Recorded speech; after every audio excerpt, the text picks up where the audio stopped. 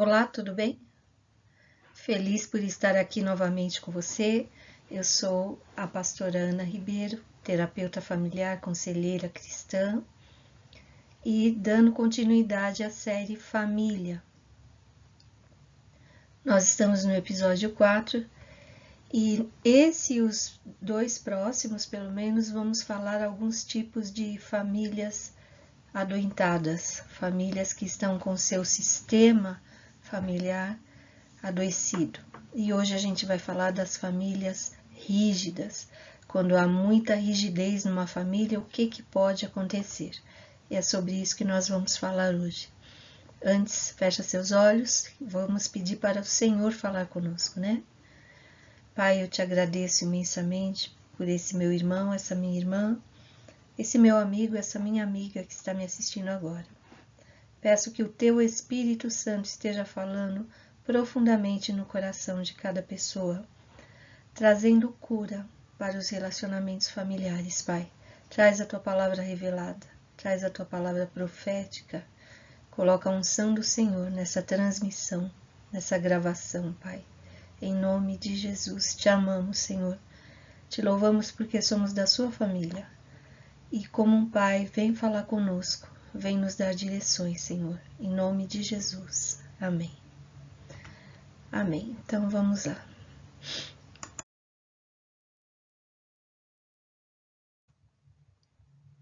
A família, como já dissemos anteriormente, ela ocupa um lugar primordial no coração de Deus. Foi plano dele. Do Jardim do Éden, a única coisa que sobrou lá de dentro foi o casal, que é a primeira união, unidade para formar uma família. Todos os planos de Deus estão vinculados com família. Exemplo, quando ele fala para Abraão, ele poderia dizer, você será bendito, toda a sua geração talvez, né? Mas ele usou o termo famílias, ele usou assim, em ti serão benditas todas as famílias da terra, Gênesis 12, de 1 a 3. A partir de Abraão, a bênção se estendeu para todas as famílias da terra por conta do descendente lá na frente que chegou da linhagem de Abraão, que foi o Senhor Jesus Cristo. E pelo Senhor Jesus Cristo, todas as famílias são abençoadas, né? O propósito da salvação atinge não apenas o indivíduo, mas um legado, a descendência dele. O propósito da cura da família não vai fazer bem apenas para você, mas para a sua descendência, até terceira e quarta geração. Até os seus tataranetos vão se beneficiar dos movimentos e ações que você tem feito para curar o sistema familiar da sua vida, da sua casa. Gerações são impactadas e transformadas quando Jesus entra na história familiar. Isso tem a ver com uma bênção hereditária, a bênção que veio desde lá de Abraão e de geração em geração até nos alcançar. Algumas famílias, em vez de irem por esse caminho da bênção já declarada, já liberada pelo próprio Deus, pegam alguns atalhos perigosos, né? E caem no poço das maldições. Hoje nós vemos muitas famílias desestruturadas e indivíduos que saem dessas famílias totalmente desestruturados. E infelizmente a maioria repete o padrão. Vai encontrar alguém, vai formar uma família, só que com muitas disfuncionalidades, né? O comportamento da família pode levar o indivíduo ao adoecimento ou à saúde de seus membros, né? Pode levar aqueles que pertencem àquele núcleo familiar, podem se favorecer, tornarem-se pessoas saudáveis, adultos saudáveis, capazes de formar uma nova família com uma semente saudável, ou acaba adoecendo, né? Família deformada, ela produz filho deformado no caráter, na identidade. Família rígida é a que eu estou chamando aqui de família rígida, rigidez na família, que é uma das coisas que adoece uma família, é aquele tipo de família cheia de regras. São tantas regras, é tudo tem que ser feito assim, tem que ser feito assado, né? Tantas que o lar se torna um lugar opressor. É um lar que as pessoas não conseguem ficar à vontade dentro da própria casa. É um lar que muitas pessoas que pertencem à rigidez assim excessiva nem têm pressa de voltar para casa depois do trabalho, por exemplo. O foco é em como fazer as coisas, né? Parece que dentro de uma família assim, o objetivo é fazer as coisas. Tem que fazer, tem que cuidar, tem que pagar a conta, tem que ir para a escola, tudo isso tem mesmo, né? O problema é que quando você considera que esses afazeres, fazer coisas, é mais importante, quando as coisas passam a ser mais importantes do que os membros da família, do que as pessoas, aí você já está numa rota de perigo. Os filhos nessa família geralmente são valorizados quando fazem tudo certo. Sabe aquele caso que a pessoa tira 10 em todas as matérias lá, mas um belo dia tirou 9,5 e chega em casa, tirei 9,5. Poxa, você tinha que estudar mais. Por que você não tirou 10? Não existe o elogio, existe sempre a cobrança. A pessoa fica engessada naquela maneira de funcionamento, né? Geralmente é uma família que é regida por algum ou alguns autoritários, muito autoritarismo, muita cobrança, muita crítica, muitas exigências. As regras estabelecidas são geralmente inflexíveis, não tem exceção, não tem diálogo, não tem argumentação, é aquilo e pronto. E em muitas vezes não há explicações sobre como fazer cumprir. Então você vai ter que arrumar o seu quarto, mas é uma criança ainda, nem sabe direito como fazer. Se vira, você vai ter que aprender, sabe? Coisas assim. Às vezes é para você fazer alguma coisa que não foi explicado direito do que se trata, e aí dá uma briga terrível, porque simplesmente você nem sabia o que fazer. São famílias ultra controladoras, controla tudo e todos. Os filhos são muito controlados pelos pais, ou por um deles, né? Às vezes são os dois, às vezes é um, ou é o marido, ou é a esposa. O fato é que vai tirando a liberdade, a espontaneidade da criança, do adolescente, e também quando essa pessoa chega na fase adulta, vai ter muita dificuldade para se relacionar e para ser ele mesmo, para ele relaxar, ele se transforma naquele indivíduo que está sempre se cobrando, sempre, sempre, sempre. Um nível de autocobrança altíssimo que nunca é alcançado, né? São pessoas que acabam se tornando perfeccionistas. Pessoas que cresceram nesse tipo de família tornam-se indivíduos inseguros. Nada tá bom, tudo que faz tem crítica. Aí a pessoa vai ficando insegura, com um forte sentimento de inadequação e sentimento de inferioridade, uma angústia de alma constante. Costumam ter dificuldades em crer no amor incondicional de Deus e na graça de Deus. Eu creio que já falamos aqui em não sei se nessa série ou na anterior, que nós aprendemos ver Deus como Pai, porque um dia nós crescemos com uma figura de Pai aqui na Terra, né? E aí a nossa mente acaba fazendo uma projeção. Deus é Pai. Eu entendo Pai, eu tenho um conceito do que é Pai. Esse conceito pode ser positivo ou negativo. O problema dessas famílias rígidas é que o pai ou a mãe passa para essa criança, para esse filho, uma coisa de cobrança tão grande como se eles fossem aceitos apenas pelo que eles fazem. A sensação que fica no coração de pessoas que foram crescer em família assim, eu tenho valor por aquilo que eu faço. Eu tenho valor se eu te der 10 na prova. Se eu tirar 9 na prova, meu pai não vai mais me amar. E quando a pessoa se converte, ela vê um Deus assim, um Deus ultra exigente. Se eu faltar um domingo na igreja, pode ser que Deus não vai me amar mais, a bênção dele vai sair da minha vida. É uma luta constante para acreditar que Deus ama incondicionalmente. São pessoas que passam a vida tentando comprar afetos de Deus inclusive. Hiperatividade na igreja e tantas outras coisas, como se o amor de Deus pudesse ser comprado. Não pode ser comprado, ele já te ama e ponto. É um amor incondicional. Ele ama você porque você é filho dele, filha dele, não pelas coisas que você faz. Você que tem filho, você tem noção como que é esse amor de pai e de mãe, não é? Nasceu aquele bebezinho que aquele bebezinho faz para você logo que nasce? Nada, ele só chora, suja a fralda. Você tem que dar mamadeira para ele. Ele não faz nada.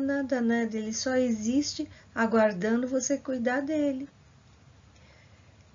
E se fosse por fazer por mérito, o que um bebê está fazendo para merecer o seu amor? Nada. Você ama o seu filhinho que acabou de nascer simplesmente porque ele é seu filho e por ele você dá até a sua vida, não é assim? Assim é Deus. Ele ama você por você existir, por você ser filho dele. Mesmo que você tente agradá-lo, você, a pessoa, já é o objeto do amor de Deus. Essas pessoas das casas, dos lares rígidos, elas são condicionadas a crer na meritocracia. Se você fizer, você merece. E por isso dão lugar à justiça própria. Tá vendo? Você plantou, você colheu. Eu sei que o que a gente planta, a gente colhe, mas existem pessoas que são muito justiceiras e não creem exatamente no perdão. Existe o perdão. Claro que algumas consequências acontecem, mas Deus muitas vezes nos abençoa sem nada de meritocracia. Não fizemos nada e Ele nos abençoou. Eu creio que você deve ter testemunhos para contar. Você recebeu bênçãos de Deus que você fica assim, mas como que Deus me deu isso? Eu não fiz nada, eu orei pouco, eu nem sou aquele super crente fervoroso, né? Ele faz porque ele ama e está dentro dos propósitos dele, ele é soberano. Só que quando a pessoa crê na meritocracia, receber bênçãos por méritos, então tudo que ela faz para Deus passa a ser uma atitude de barganha. Por exemplo, quando vai entregar a oferta, eu vou entregar a oferta, então eu serei abençoado, porque eu entreguei a oferta, então eu mereço ser abençoado. Sabe? Quando faz alguma coisa para Deus, quando faz um jejum, eu vou ser abençoado, vou conseguir a bênção que eu estou querendo, porque eu mereço. Eu fiz um sacrifício de jejum. O Senhor vai te abençoar, porque é da soberania dele. Mas se nós formos ver mais profundamente essa situação de merecer ou não, nenhum de nós merece nada. Está escrito em Romanos, todos pecaram e destituídos estão da glória de Deus. Também está escrito em Romanos, mas o dom gratuito de Deus é a vida eterna. Sabe? O salário do pecado é a morte, mas o dom gratuito de Deus é a vida eterna. Se nós fôssemos ver o que nós merecemos, desde a hora lá do Adão e da Eva desobedecerem, a humanidade não merece nada. Se o planeta ainda existe, é pela graça de Deus que existe. Se você vive, é pela graça de Deus. Aplicando autocondenação a essas pessoas e autossabotagem quando se percebem falhos. Sabe, pessoas que erram e depois fica, é minha culpa, também não vai dar certo, e inconscientemente ela faz de tudo para não dar certo. É um tipo de autopunição. Tudo que eu estou te falando é para você se examinar e verificar. Talvez a sua família não se enquadra nisso, né? Mas é bom você saber quando você for aconselhar alguém. A tendência é repetir o padrão na família que vão formar no futuro. Eles saem daquela família opressora, rígida demais, mas não sabe viver de outra maneira, não sabe viver com leveza, não sabe deixar também a vida ser natural dentro de casa. As pessoas são diferentes, agem diferentes. Nunca o seu marido vai lavar a louça igual você lava. E eu não estou dizendo que você lava a louça melhor do que ele. Só estou dizendo que cada um tem um jeito diferente de fazer as coisas. Mas numa casa cheia de autoritarismo, a pessoa perde o direito de ser ela mesma, né? E ela tem que copiar e fazer exatamente do jeito que alguém está dizendo para ela fazer. Saem dessas famílias rígidas muitos justiceiros, e muitos deles entram na questão do perfeccionismo, que é uma doença. Se você pensa que perfeccionismo é uma qualidade, não é não. É uma doença. Psiquiatra trata de perfeccionismo. Perfeccionismo é o mesmo que correr atrás do pote de ouro na ponta do arco-íris. Você vai, nunca chega aonde você quer. Nunca está bom. E isso torna você um escravo de atividades, de comportamentos. Isso só serve para tirar a vida abundante que Deus prometeu te dar.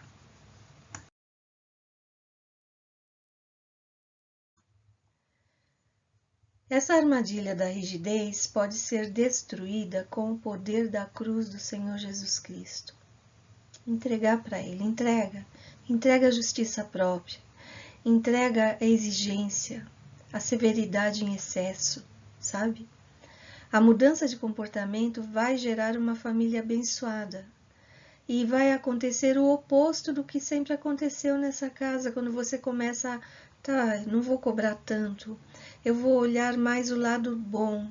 Não tirou 10, mas tirou 9,5. Ótimo, olha o tanto de questões que ele acertou. Você vai aprendendo a elogiar e a considerar o sacrifício de quem convive com você. A mudança de comportamento gera uma família abençoada e onde poderá ser desenvolvido a interdependência, a autonomia. As pessoas não ficarão inseguras nem tolhidas com medo de fazer alguma coisa e serem criticadas. Haverá mais espontaneidade, porque os elementos dessa família não serão anulados. Os membros dessa família não serão anulados a um nível saudável de individualidade. A família é unida, mas cada qual tem também a sua individualidade. Haverá também desenvolvimento da autoestima. O ambiente promove um ambiente livre dessa rigidez toda, promove aceitação, afeto, empatia, acolhimento, tudo o que é necessário para formar uma pessoa saudável. Todos consideram os direitos e sentimentos dos outros. Não é só a sua palavra que está certa. Não é só o seu jeito de fazer as coisas. As regras são justas e claras. Também é justo e claro as consequências do não cumprimento dessas regras. Quando necessário, as regras podem ser mudadas para o bem de todos. Lembrando, família é um órgão dinâmico, está sempre em mudança. Uma coisa é você ter uma família com crianças pequenas, outra com adolescentes, outra com jovens, outra quando os filhos já se casaram e ficou só você e seu marido. E em cada fase dessa, a gente tem que adequar como que é o funcionamento da nossa família. As regras não podem ser totalmente rígidas. Há também de se considerar a personalidade de cada um, a personalidade, o jeito de ser, as limitações de cada um. Aquilo que um é muito bom, o outro nem tanto, né? Vice-versa. Busque a bênção da leveza dentro do seu lar. Irmãos, nossa vida é muito curta, passa muito depressa. Eu não sei se sou eu, né? Mas eu sei de uma coisa, depois que você passa dos 50, você não vê mais o tempo passar. Eu não sei o que acontece. Alguém aperta o botão da velocidade lá e aumenta a velocidade. É muito rápido. Não dá tempo da gente fazer todos os projetos que a gente tem que fazer, parece que não dá. Então, se você sabe que a sua vida é assim, é um sopro, né? Como diz a Bíblia. Tenha mais leveza no seu viver. Tenha mais leveza na sua casa, dentro do seu lar. Eu deixo aqui para você refletir. Cada um que faz parte da família tem o direito de expor suas ideias. Você tem o direito de expor as suas ideias, mas o seu filho também tem. Sua mulher também tem. Todos temos. Quando são ouvidos, quando as pessoas são ouvidas, elas se sentem bem, sentem bem-estar, sensação de pertencimento àquela família, sensação de que, nossa, mesmo que eu erre, que eu faça alguma coisa que não foi tão legal assim, eu serei amado pela minha família. Essa sensação traz segurança.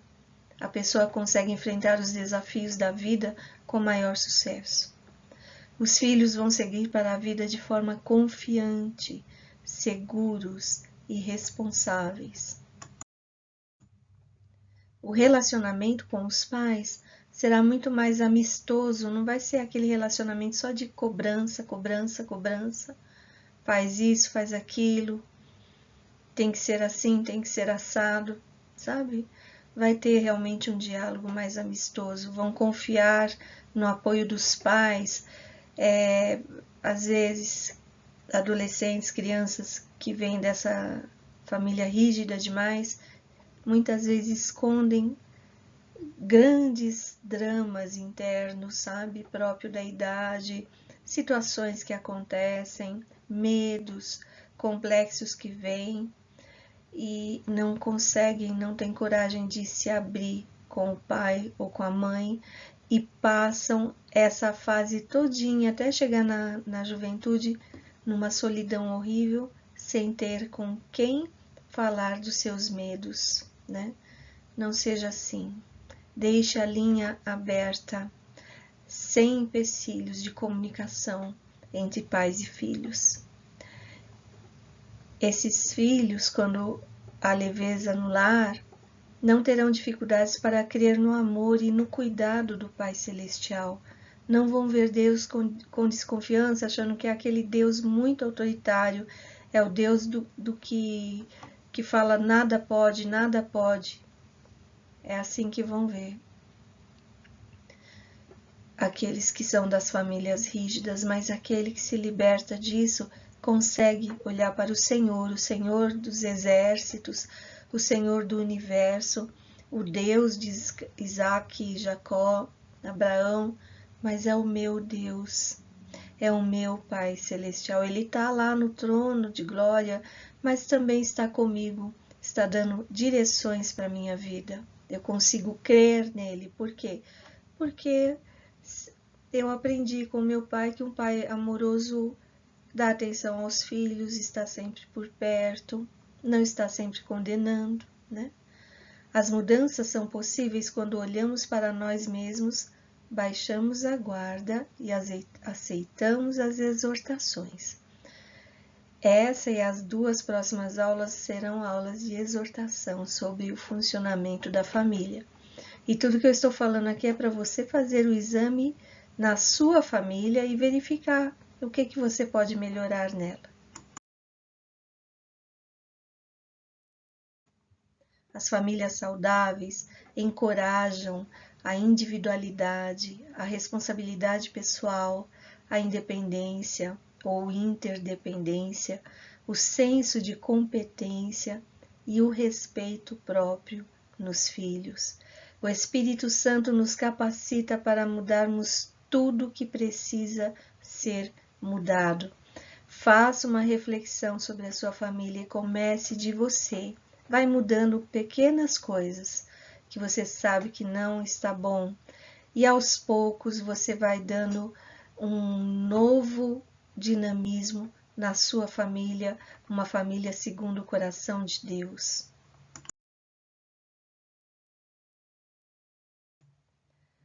Lucas 6, 36 a 38 está escrito: sejam misericordiosos.